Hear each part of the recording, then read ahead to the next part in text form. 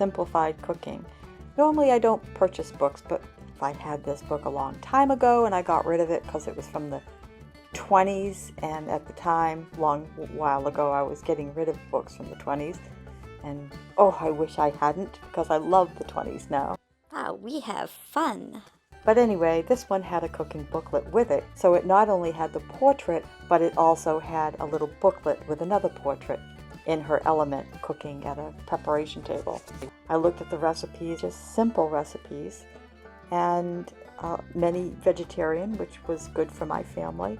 And I was on my merry way of making a little animation of Mrs. Anna J Peterson, who worked at the Chicago Gas Company back in 1925 and before and after, because I wanted to know a little bit more about her background, and I couldn't find it. Who is this person, Anna J Peterson?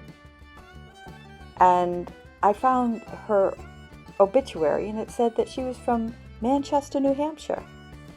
Oh, that's interesting. Okay, there was nothing that I could find in Manchester, New Hampshire about Anna J Peterson.